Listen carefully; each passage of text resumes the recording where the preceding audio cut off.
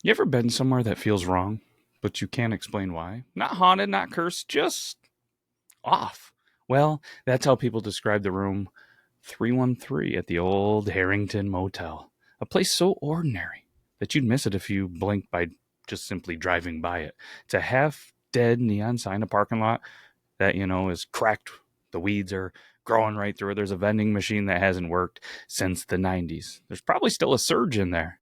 But inside room 313, something was waiting, and it wasn't there for everyone, only for the ones who stayed alone.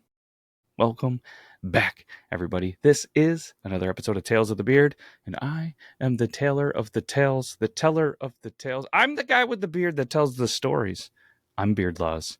We are in full-on spooky season throughout the Beard Laws studio, so if you're into the spooky, check out all the shows. The Yorktown Podcast, the Triple T Podcast, Tales of the Beard, Stay Out of My Fridge Podcast, Friday Night Lore. That one's not going to be so creepy. It's going to be sports one. Either way, then you have the Beard Beardery, and you have Street Sign Story Time. But without further ado, let's jump in to this story, because the Harrington Motel, it was built in 1967. It was cheap. It was simple. It was a stopover for truckers, a traveling salesman. Room 313 sat at the far end, past the ice machine that groaned all night. The maid, who, well, never really cleaned it, said that the room, well, was off. Said the room didn't have to be cleaned. Said that it seemed to always be reserved. But nobody ever checked in under that room. Still, she'd hear things when she walked by. The faint creak of bed springs, a TV murmuring static, and sometimes a man coughing, low, wet, heavy, like lungs full of dust. She told the manager. He just laughed about it. Until one morning, a guest in room 312 came to the desk, pale and shaking. Said he'd heard someone whispering through the wall all night. Said the voice kept asking, "Do you see me now?" Manager checked 313 himself, and there was nobody inside. But the mirror, the one bolted above the sink, was fogged over, like someone just stepped out of a long, hot shower. 20 years later, the motel was nearly abandoned, except for one guest, a traveling insurance salesman named Carl Whitaker.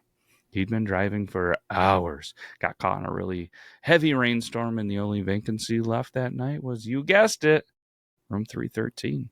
The clerk handed him the key reluctantly, didn't make eye contact, just said, "The lights flicker. Don't look in the mirror." Carl laughed, thought it was just some local joke. But inside the room looked, well, normal. It was old carpet, wood paneling, a faint mildew smell like something had drowned the walls.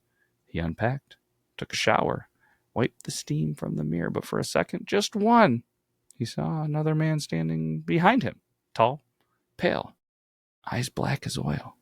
But when he turned around, the room was empty.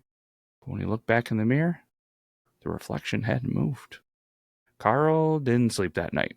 The lights flickered every few minutes. Each time they did, he swore he heard breathing behind him, closer every time. By 3:13 a.m., the bulb above the sink popped. In the room, it went black. Carl grabbed his phone flashlight, but when he pointed it toward the mirror, his reflection was smiling. He wasn't. He froze. The air grew thick, cold, and heavy. Something whispered from the darkness. Not from the mirror, but from inside it. "Do you see me now?" The next morning, housekeeping found the room empty. The bed was made, the light was fixed, and a single handprint was left on the inside of the mirror. But from the wrong side. The Harrington Hotel unfortunately closed in 2012. They tore it down just 3 years later. But the demolition crew reported something strange. Room 313 wouldn't collapse. The rest of the building fell easy, but 313 stood. The walls buckled, but the mirror stayed mounted to the studs, uncracked, untouched. The foreman tried to pry it off, but when he looked into it, he dropped his crowbar and screamed. They found him shaking, staring at his own reflection, muttering, "It's not me. It's not me. It's not me." The mirror was gone the next morning. The site foreman, he quit. No one ever saw him again. They built a new gas station where the motel once stood. It's open 24 hours, bright, safe, modern. And in the corner of the bathroom, above the sink, hangs a mirror with a small crack in the corner. Most people don't notice it, but sometimes on cold nights, the glass fogs up all by itself.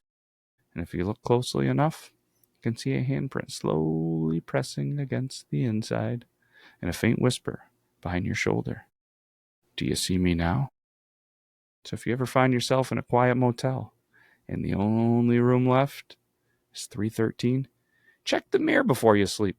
Or maybe find a different motel because something might already be watching you and you might not like who it is.